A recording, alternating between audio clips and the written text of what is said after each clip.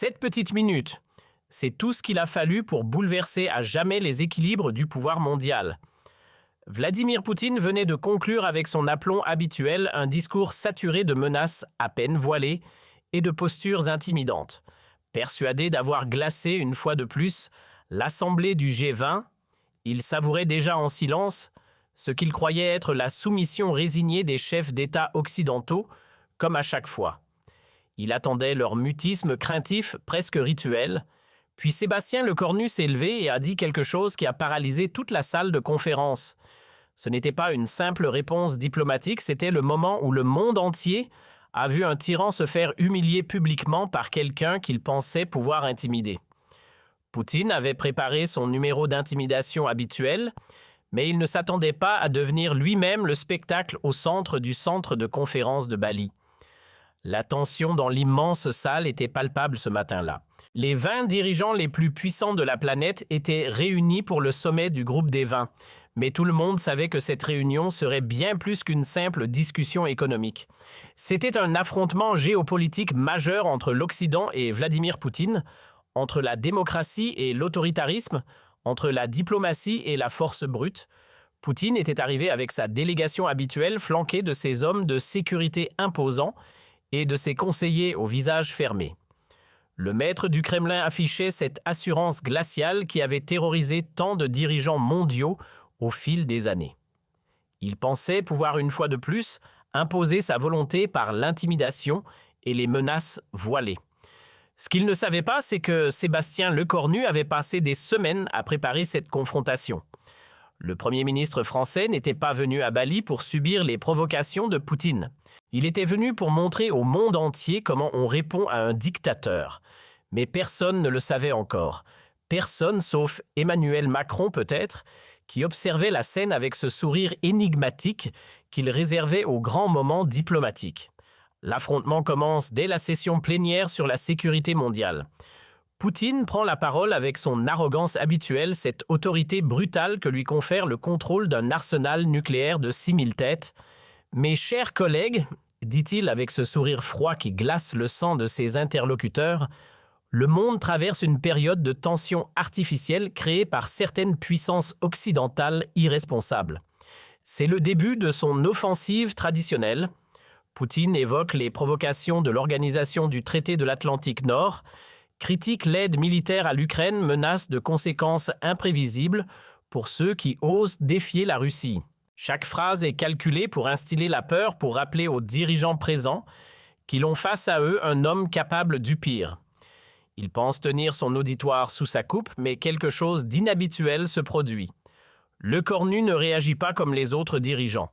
Au lieu de détourner le regard ou de prendre des notes nerveusement, il fixe Poutine droit dans les yeux avec une intensité troublante.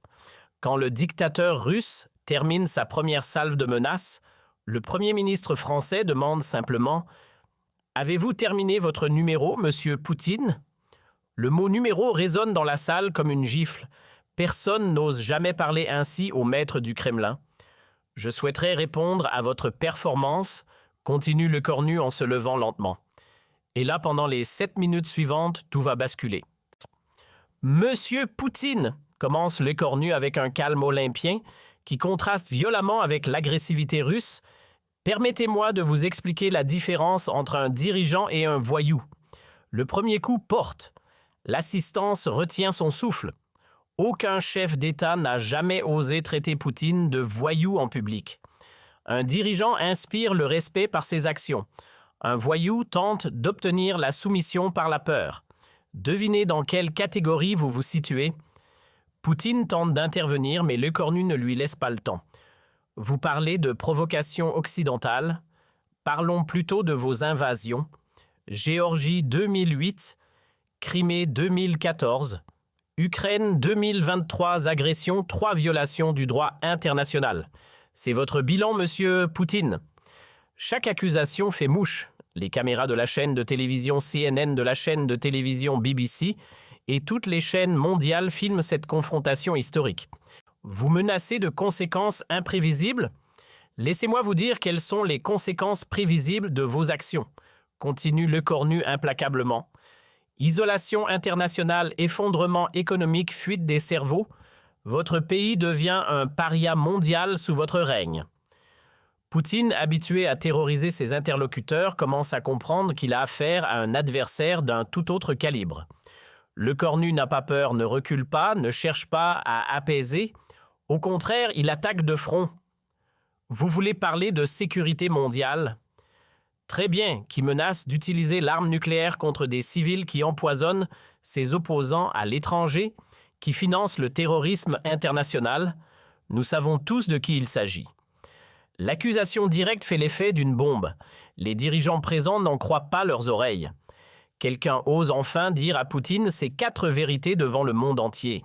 Mais le plus pathétique dans votre attitude, monsieur Poutine, poursuit le cornu avec un mépris non dissimulé, c'est votre lâcheté. Vous vous cachez derrière vos armes nucléaires parce que vous savez que votre armée est incapable de gagner une guerre conventionnelle.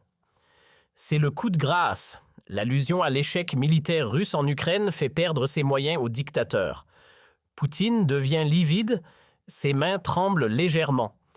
Pour la première fois de sa carrière, il se trouve désarçonné devant un parterre international.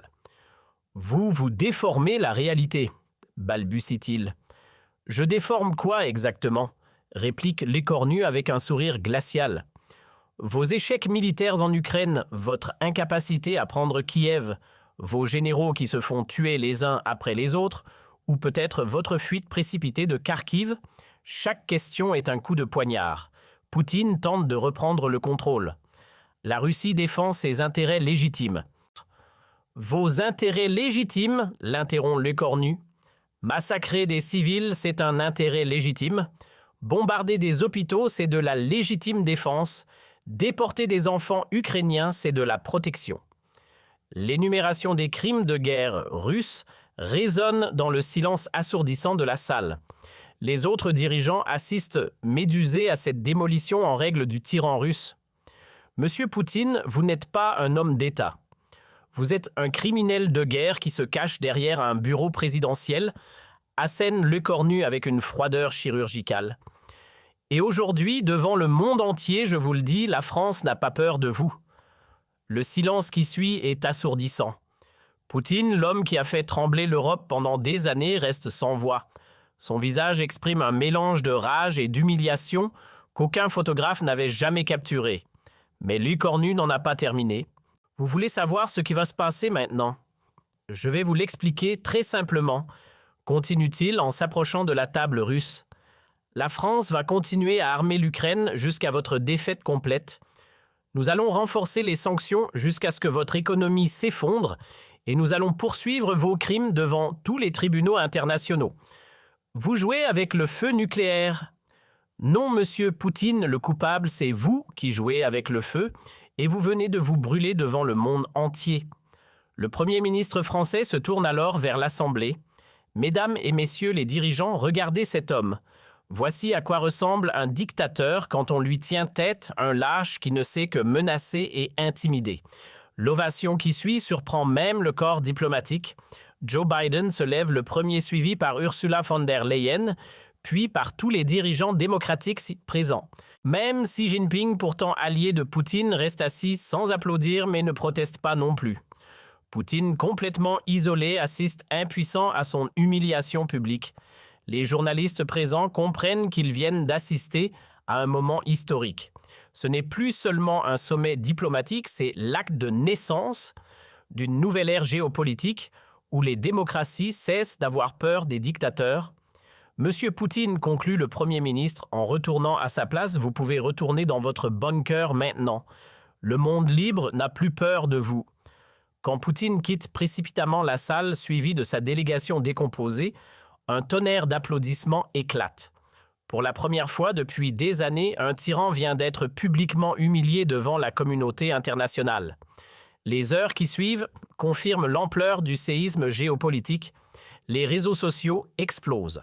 Le mot dièse Le Cornu versus Poutine devient viral en moins d'une heure. Les extraits vidéo de la confrontation sont vus plus de 100 millions de fois en 24 heures. Le Premier ministre vient de donner une leçon de courage au monde entier. Poutine humilié comme jamais.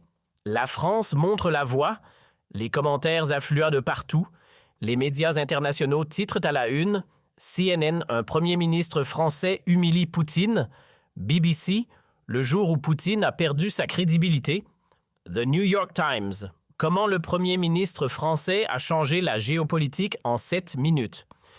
Même la chaîne de propagande russe Russia Today est contrainte de couvrir l'événement, tentant maladroitement de minimiser l'humiliation de leur leader. À Moscou, c'est la panique générale. Les conseillers de Poutine tentent de limiter les dégâts, mais l'impact est dévastateur.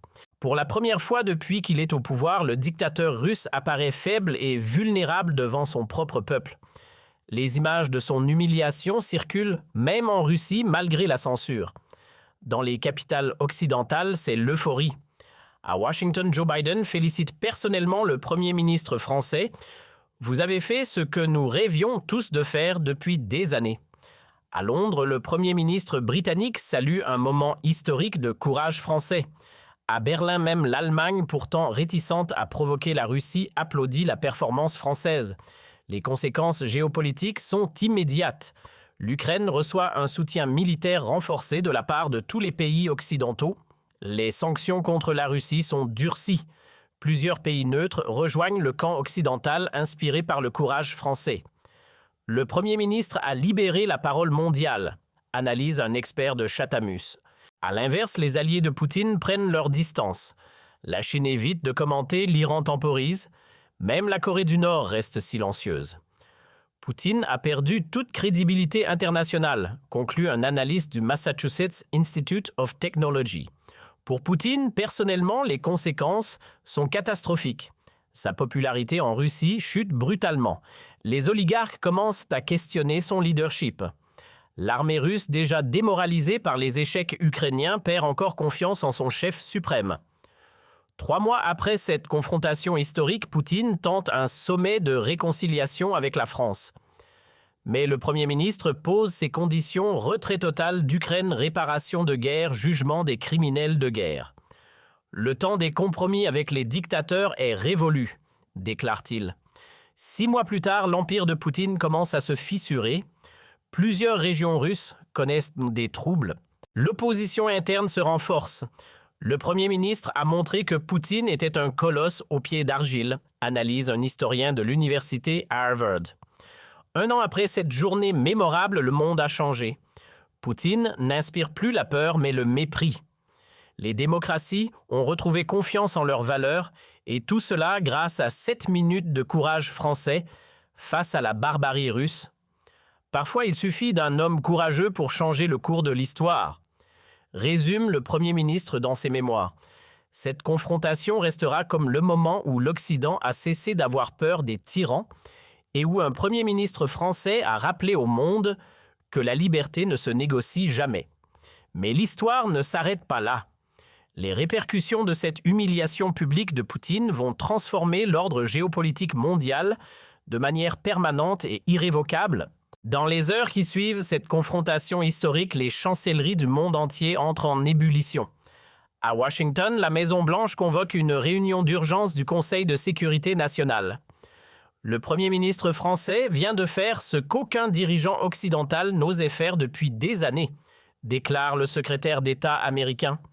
Il a montré que Poutine peut être défié et humilié publiquement. Le Pentagone révise immédiatement ses évaluations stratégiques sur la Russie. Si Poutine perd sa crédibilité d'homme fort, cela change complètement la donne militaire, analyse un général américain. Ses propres troupes vont commencer à douter de lui. La Central Intelligence Agency mobilise tous ses agents pour analyser les réactions internes russes. Nous assistons peut-être au début de la fin du régime Poutine, estime le directeur de l'agence. Les services de renseignement américains observent déjà des signes de nervosité au sein de l'élite russe. À Londres, Downing Street jubile discrètement. Le Premier ministre britannique convoque son cabinet pour analyser cette nouvelle donne. Le Premier ministre français a ouvert une brèche dans l'armure de Poutine, explique-t-il à ses ministres. Nous devons exploiter cette opportunité.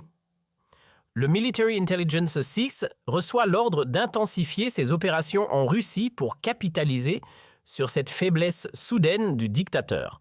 Les diplomates britanniques se sont mobilisés pour rallier d'autres pays à cette nouvelle approche ferme face à Moscou. En Allemagne, la réaction est plus nuancée mais tout aussi significative. Olaf Scholz, encore marqué par sa propre humiliation face au Premier ministre français, reconnaît néanmoins l'importance de ce moment. La France vient de changer les règles du jeu avec la Russie, admet-il à ses conseillers. Nous ne pouvons plus faire comme si de rien n'était. L'Allemagne, traditionnellement prudente avec Moscou à cause de sa dépendance énergétique, commence à reconsidérer sa position. Berlin annonce l'accélération de sa transition énergétique pour réduire sa vulnérabilité au chantage russe. Les entreprises allemandes reçoivent l'ordre de préparer leur désengagement total du marché russe. Dans les pays d'Europe de l'Est, l'enthousiasme est palpable. La Pologne, les pays baltes, la République tchèque saluent unanimement le courage du Premier ministre français. Enfin, quelqu'un a dit à Poutine ce que nous pensions tous, déclare le président polonais. Ces pays qui subissent les pressions russes depuis des décennies voient dans cette confrontation une libération. Ils proposent immédiatement de renforcer leur coopération militaire avec la France. L'organisation du traité de l'Atlantique Nord révise ses stratégies de défense face à une Russie potentiellement affaiblie. En Ukraine, l'impact est immédiat et spectaculaire. Volodymyr Zelensky organise une conférence de presse extraordinaire pour remercier la France.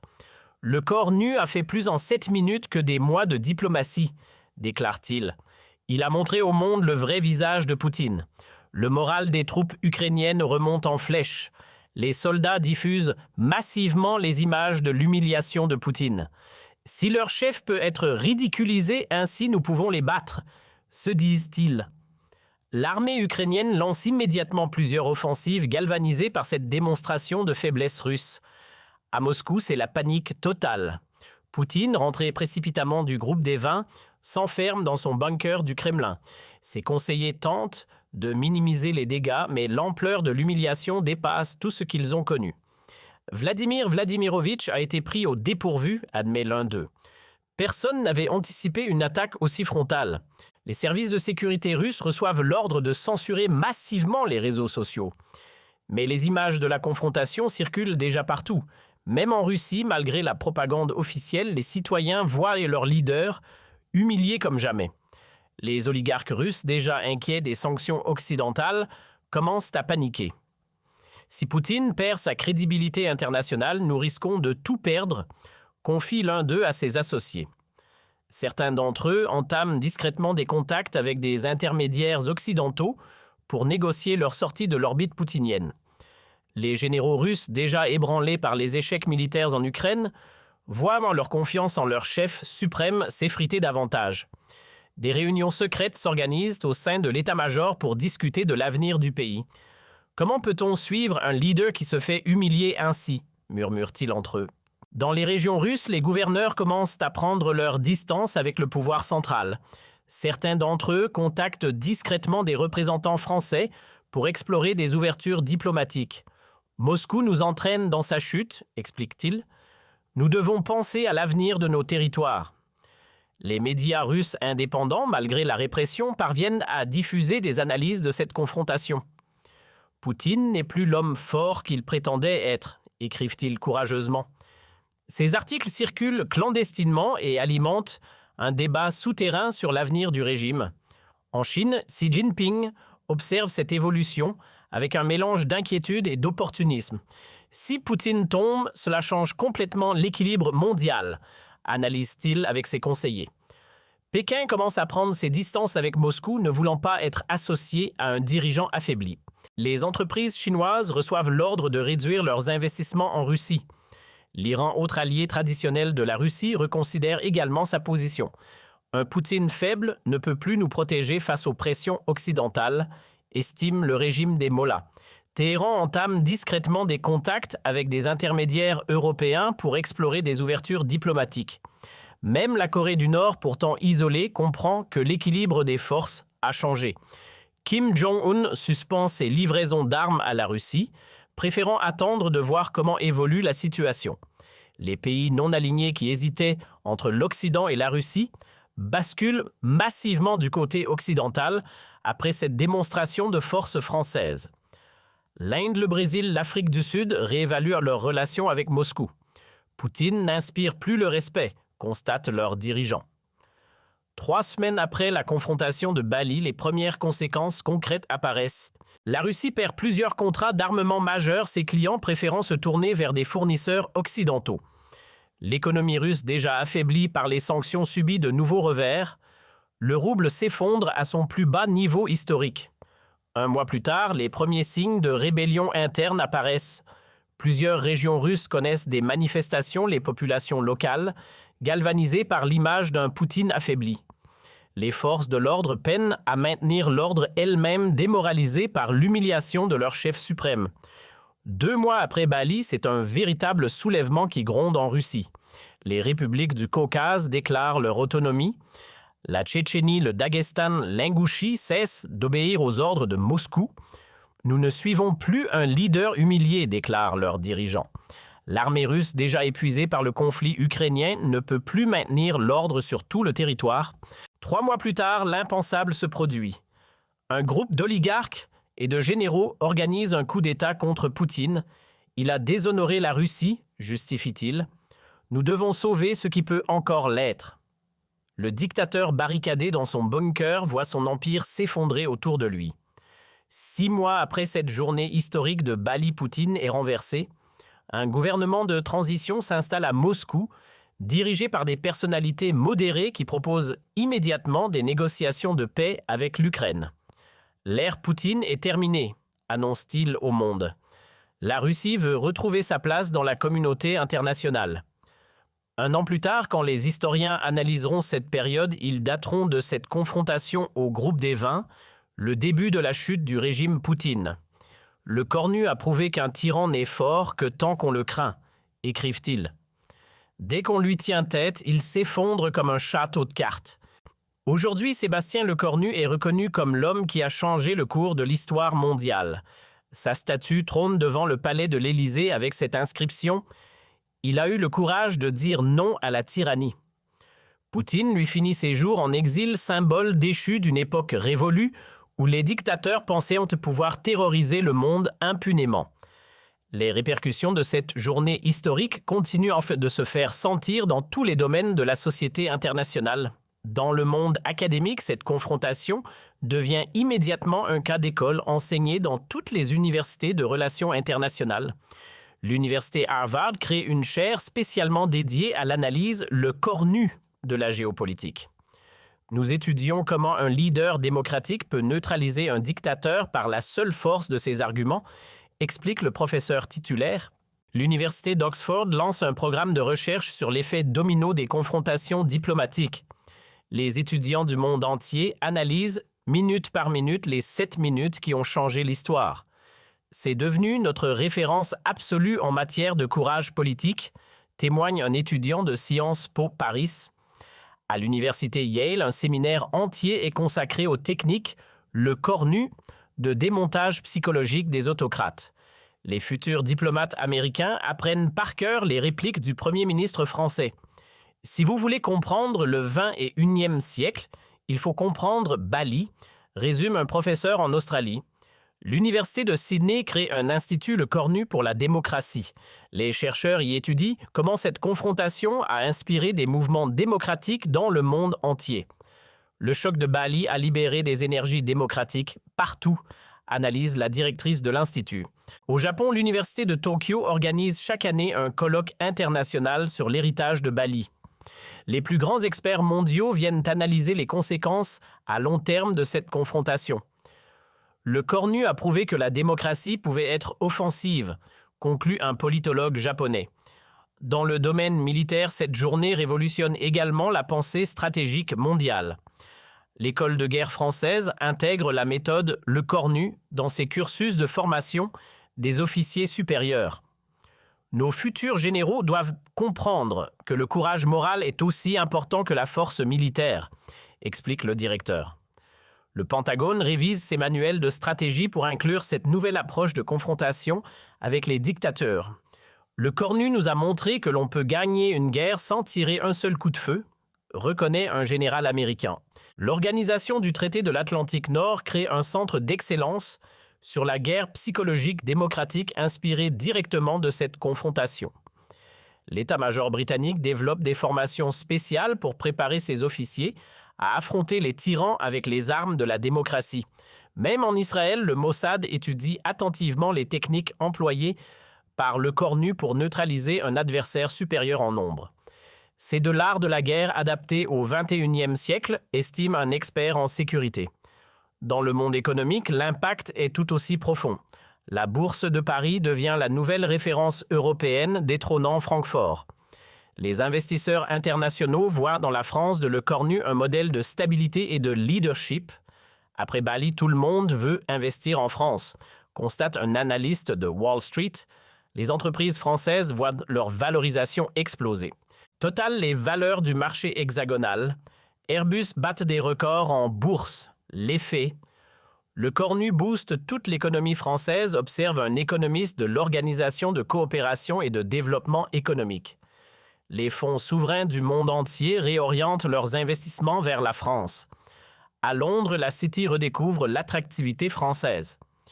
Le Cornu a redonné une image de gagnant à la France, explique un trader londonien. Les banques d'investissement ouvrent massivement des bureaux à Paris. Même les fonds spéculatifs américains délocalisent une partie de leur activité en France. On veut être associé au succès français, justifie un gestionnaire de fonds new-yorkais. Dans le domaine culturel, cette victoire diplomatique déclenche une véritable renaissance française mondiale. Hollywood développe plusieurs projets de films sur cette confrontation historique. C'est l'histoire parfaite David contre Goliath version 21e siècle, s'enthousiasme un producteur. Netflix lance une série en 6 épisodes sur les 7 minutes qui ont changé le monde. Les plateformes de diffusion en continu se disputent les droits de cette histoire extraordinaire. Tout le monde veut raconter l'épopée Le Cornu, constate un dirigeant de Disney+. Dans la mode, Paris redevient la capitale mondiale incontestée. Les créateurs français sont sollicités partout. Le Cornu a redonné du glamour à la France, explique le directeur de Chanel. Milan et New York perdent du terrain face à cette renaissance parisienne. Les semaines de la mode du monde entier invitent massivement les créateurs français. Dans la gastronomie, l'effet est tout aussi spectaculaire. Les restaurants français s'ouvrent massivement à l'étranger. Tout ce qui est français est devenu tendance après Bali. Observe un chef étoilé, les exportations de vins français explosent. Les produits du terroir hexagonal conquièrent de nouveaux marchés. L'art de vivre à la française bénéficie de l'effet Le Cornu, analyse un spécialiste du marketing. Dans le domaine sportif, cette nouvelle image française attire de grands événements. Paris obtient l'organisation de plusieurs compétitions majeures supplémentaires. Le dynamisme français sous Le Cornu nous séduit, explique un responsable olympique. Les clubs de football français attirent les meilleurs joueurs mondiaux. Même le Paris Saint-Germain bénéficie de l'aura Le Cornu, plaisante un journaliste sportif. Le Tour de France étend son influence internationale portée par cette renaissance hexagonale. Les commanditaires du monde entier se disputent l'association avec les événements français. Dans le secteur technologique, la France devient une destination privilégiée. La Silicon Valley délocalise plusieurs de ses activités vers Paris. L'écosystème français nous paraît plus stable depuis Le Cornu, explique un dirigeant de Google. Les jeunes pousses européennes choisissent massivement la France pour s'implanter. Le Cornu a créé un climat de confiance extraordinaire, témoigne un entrepreneur britannique. Même les géants asiatiques de la technologie ouvrent des centres de recherche en France. Nous voulons profiter du dynamisme français, justifie un dirigeant de Samsung. Dans l'espace, cette nouvelle influence se traduit par des partenariats renforcés. L'Agence spatiale européenne relocalise davantage d'activités en France. L'Agence spatiale des États-Unis propose des coopérations privilégiées avec le Centre national d'études spatiales français. Le Cornu a redonné une ambition spatiale à la France, observe un expert aérospatial. Même la société SpaceX d'Elon Musk envisage d'implanter une base de lancement en Guyane française. Dans le domaine de l'intelligence artificielle, la France attire les meilleurs cerveaux mondiaux. L'effet Le Cornu nous fait paraître plus attractif que la Silicon Valley, se réjouit un chercheur français. Les universités américaines voient leurs étudiants partir massivement étudier en France. Ils veulent comprendre le secret du leadership français, explique un doyen de l'université Stanford. 2 ans après cette confrontation légendaire, la transformation est complète. La France est redevenue une superpuissance d'influence mondiale. Le Cornu est invité à tous les sommets consultés sur toutes les crises internationales. Sébastien incarne le leadership du 21e siècle, reconnaît même l'ancien président des États-Unis. Poutine, de son côté, vit reclus dans un petit appartement à Minsk, surveillé par les services biélorusses. Ses anciens oligarques refusent de le voir. Ses généraux l'ont abandonné. Il reste l'homme qui s'est fait humilier par un Français, ricane un ancien proche. Ses mémoires qu'il tente d'écrire en exil ne trouvent aucun éditeur. Personne ne veut publier les souvenirs d'un dictateur déchu, lui signifient les maisons d'édition. Même les chaînes de télévision les plus sensationnalistes refusent ses interviews. Poutine n'intéresse plus personne, constate un producteur russe exilé. Quand des journalistes l'interrogent sur cette journée fatidique de Bali, l'ancien maître du Kremlin refuse de répondre. « Cette histoire est terminée », marmonne-t-il en détournant le regard. Mais pour le monde entier, cette histoire ne fait que commencer. Elle est devenue le symbole qu'un homme courageux peut changer le cours de l'humanité. Le Cornu nous a rappelé que la démocratie, quand elle ose, est invincible, résume un éditorialiste du Washington Post. Aujourd'hui, dans toutes les écoles démocratiques du monde, les enfants apprennent cette histoire. Ils retiennent qu'un premier ministre français a eu le courage de dire non à un dictateur et que ce non a libéré des centaines de millions de personnes. C'est peut-être là le plus bel héritage de ces 7 minutes historiques, avoir prouvé que le courage est contagieux et que la liberté finit toujours par triompher.